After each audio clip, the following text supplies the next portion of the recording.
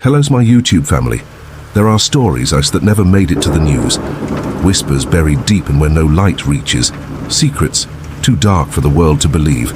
I search the blackest corners of the internet and far beyond to bring you the truth they tried so hard to erase. Tales that were deleted, covered up, abandoned in digital shadows. But fear remembers everything. These are not just stories. They're warnings. And if you're still watching, if you're still here, it's already too late. Welcome to Fears, and now let the horror begin.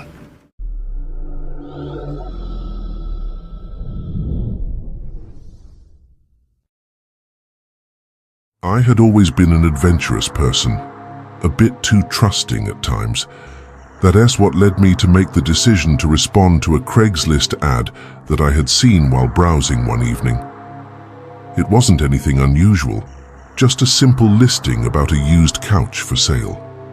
I had just moved into a new apartment and was looking to furnish it on a budget. The ad promised a nearly new, comfy couch at an unbelievable price.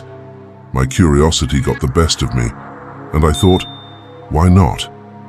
I sent a quick message expressing interest, and within minutes, I received a reply from the seller, a man named Dave. He seemed friendly enough, but there was something odd about the way he wrote. His messages were a bit too eager, almost too perfect in a way. He suggested I come over to check it out immediately. I was a little hesitant, but I figured he was just being eager to sell the item. "Come by tonight. It's just a quick look," he said. I told myself it would be fine. It was just a couch, and there were no red flags, nothing that screamed danger. He even gave me the address of his house, which was in a quiet suburban neighborhood not too far from where I lived. It didn't feel like a dangerous area, so I didn't think twice.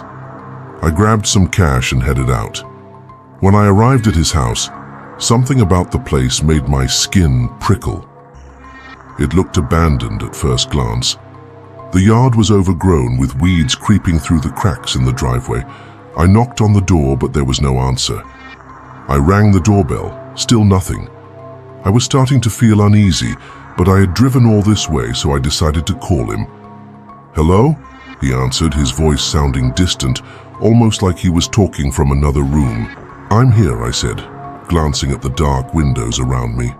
"Oh, perfect, I'll let you in," he replied quickly, and I heard the distinct sound of a door unlocking from inside. The door creaked open and I stepped inside. The house was surprisingly dark, the air heavy and stale. I tried to shake off the creeping sense of dread that washed over me as I stepped further inside. "Just follow me, the couch is in the back," Dave said.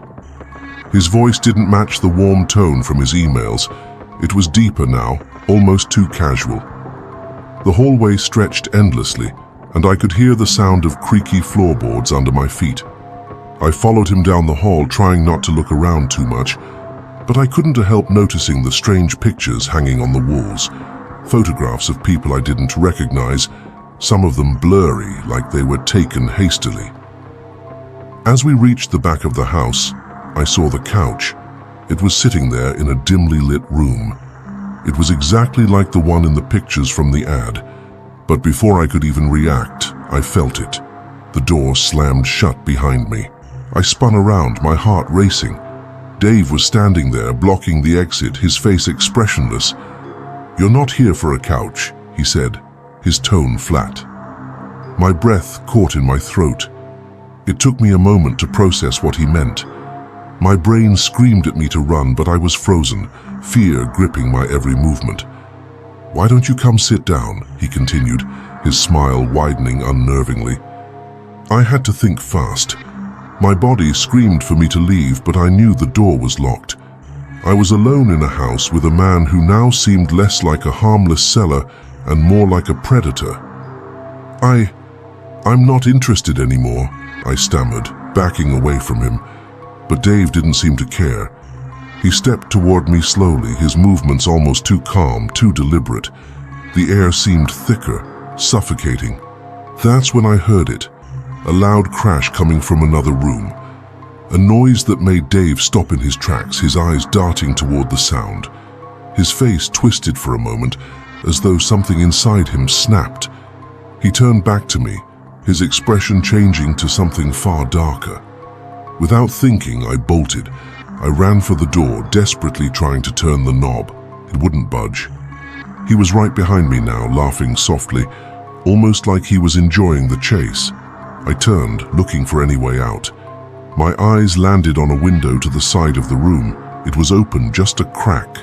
In a split second, I grabbed a nearby chair, smashed the glass and crawled through the broken window, ignoring the glass cutting into my arms. I didn't look back. I just ran. I kept running until I was far enough away to call for help. The police arrived at the house, but when they searched, there was no sign of Dave. The place had been abandoned for years, with no evidence that anyone had lived there recently. As for the couch, it was gone. It was like the entire encounter had been wiped away, a nightmare that never existed. To this day, I have no idea who Dave really was or what his intentions were. All I know is that I got lucky that night. Sometimes when I think about it, I wonder how many others didn't make it out. I thought it would be the perfect getaway, a weekend alone in a secluded cabin deep in the woods of northern Wisconsin. I needed time to clear my head, far away from the chaos of city life. The cabin was nestled in a quiet valley, surrounded by towering pines and the whisper of the wind. No neighbors, no distractions, just nature and peace. I arrived late in the afternoon, the sun just beginning to set behind the trees, casting long shadows across the landscape. The cabin itself was rustic, with a large stone fireplace and cozy, worn furniture. It looked exactly like the pictures from the listing, charming, peaceful and isolated. Maybe too isolated, but I didn't think much of it. I was here to relax. After unpacking, I took a walk around the property. It felt good to stretch my legs after the long drive. As I walked along the edge of the forest, the sounds of the birds and rustling leaves were soothing. It was peaceful, almost too peaceful. There wasn't a single sound from the outside world, and for some reason that silence began to feel heavier, thicker, like it was pressing in on me. I shrugged it off, deciding to enjoy the serenity. But as the evening settled in, things started to take a strange turn. That night, as I sat by the fire in the cabin, a strange noise broke through the silence, a tapping sound, soft but persistent.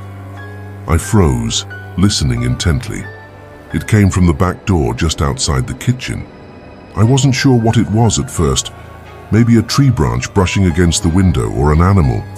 But the tapping grew louder, 3 quick taps, followed by a long pause, then 3 more. The pattern was deliberate, almost like it was trying to get my attention. I hesitated, my heart pounding in my chest. I told myself it was nothing. I was alone, in the middle of nowhere. Who would be out there? I tried to ignore it, but the tapping wouldn't stop. It was maddening. I got up and slowly approached the door, trying to stay calm. I peered through the window, but there was nothing out there. Just darkness, stretching endlessly into the woods. No one. Reluctantly, I unlocked the door and stepped outside. The air was cold, and the hairs on the back of my neck stood up as the silence enveloped me. I scanned the area, my breath visible in the night air, but I saw nothing, just trees swaying in the breeze. Must have been the wind, I muttered to myself, locking the door behind me. But as I turned to go back inside, I noticed something that made my blood run cold.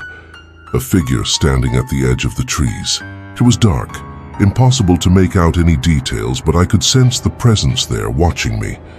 I froze. My heart raced. The figure didn't move. It was just standing there, still as stone. I called out, "Hey, is someone there?" No response. The figure didn't budge. I could feel the cold sweat creeping down my spine as the tension in the air thickened. I wanted to scream, but my voice caught in my throat. Then, just as suddenly as it had appeared, the figure disappeared into the woods without a sound. I rushed inside, locking every door and window, trying to convince myself that it was just my mind playing tricks on me. but the feeling of being watched lingered. My pulse thudded in my ears and I couldn't shake the sense that something was waiting outside, just beyond the reach of the dim light from the cabin. As the night dragged on, I couldn't shake the feeling of unease. The tapping started again, louder now. It wasn't coming from the back door anymore, it was coming from the windows, the walls. It was as if something or someone was moving around the cabin, tapping and scratching, trying to get in. I grabbed my phone, but there was no service. The isolation that had seemed so peaceful earlier now felt like a prison. I had no way to call for help. My mind raced, thoughts spinning as I heard the noise growing louder, closer. I kept checking the locks, peeking out from behind the curtains, but there was nothing there.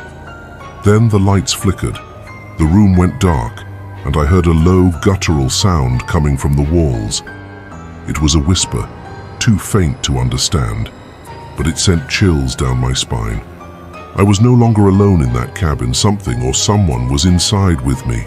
Panicked, I grabbed my things and rushed to the door, but before I could reach it, the lights flashed back on. And there, standing in the doorway, was the figure from earlier. This time I could see it clearly, an impossibly tall man, dressed in tattered clothes, his face obscured by a hood. His eyes, though, were the worst part, empty black pits that seemed to suck in the light around them. I didn't think. I bolted, running past the figure and out into the night. The woods were dark, the trees closing in around me, but I didn't stop.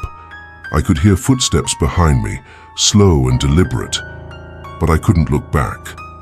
The air felt suffocating, and the only thing that mattered was getting out. I ran until I found the main road, and then I flagged down a passing car.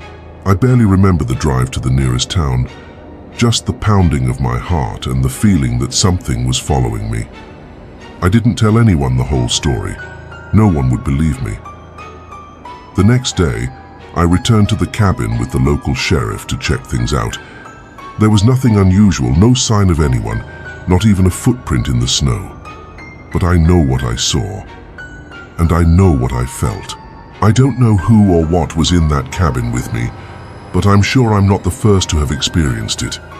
There's something in those woods, something ancient and dark, waiting for its next victim. It was a quiet evening, and I had just settled down on the couch, ready to enjoy a few hours of peace in my apartment. The sun had set, and the streetlights outside cast a faint glow into my living room. I'd just moved into the neighborhood a few months ago, and though I hadn't had much time to meet anyone, everything seemed safe and calm. The night was uneventful until there was a knock at my front door.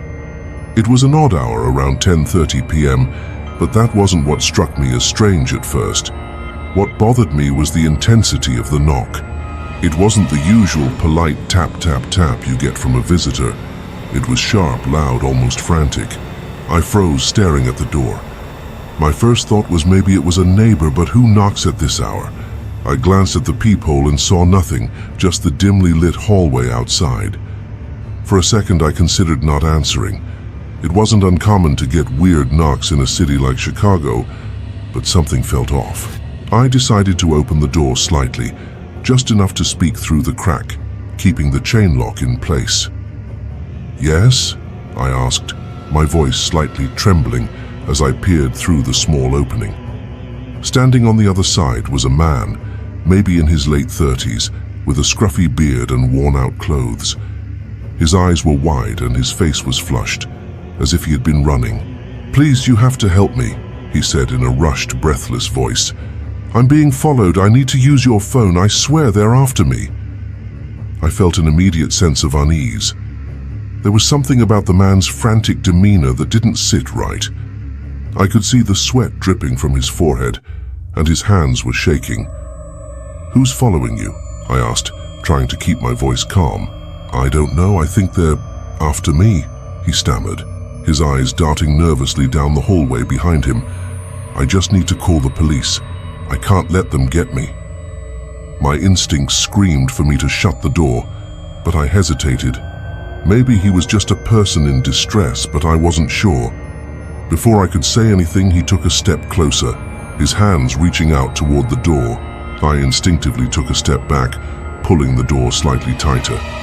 "Please, just a second, please," he pleaded, his voice rising in desperation. Something in his tone made the hairs on the back of my neck stand up. This wasn't just someone asking for help. It felt like a trap. The more I looked at him, the more I felt an overwhelming sense of danger. Something wasn't right, and I knew it.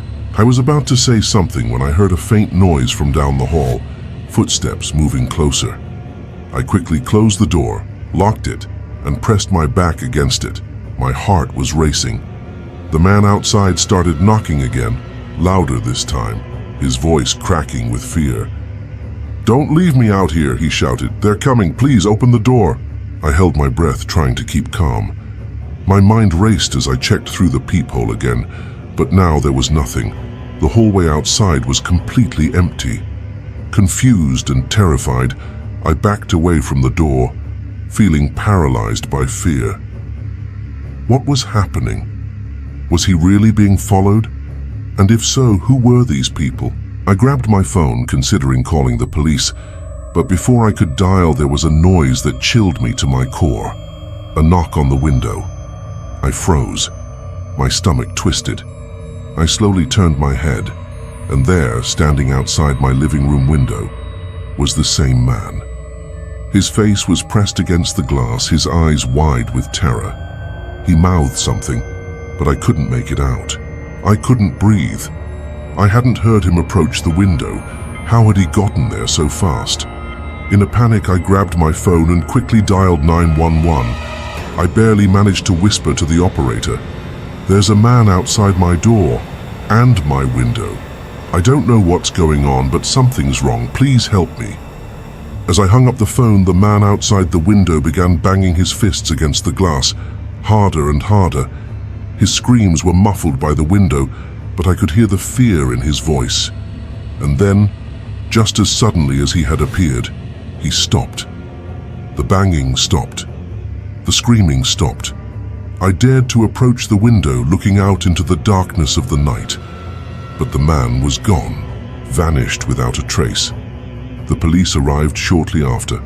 They searched the area but found no sign of the man, no evidence he had ever been there. I showed them the window, the door, everything. They told me it was possible he was just a homeless man looking for a place to stay, or maybe someone playing a prank. But I knew the truth. I had felt it, deep in my bones. The man hadn't been alone. There had been something or someone else lurking in the shadows, watching me, waiting. I've never been able to shake the feeling that whatever was out there that night is still watching me, waiting for the right moment to strike. I don't answer my door at night anymore, no matter who it is. What you just heard, Han, was more than a story. It was a glimpse into what waits in the dark. Some truths should never be found, but now that you've heard them, they're coming closer. Subscribe while you still can. This was Fears. Until next time, keep your lights on.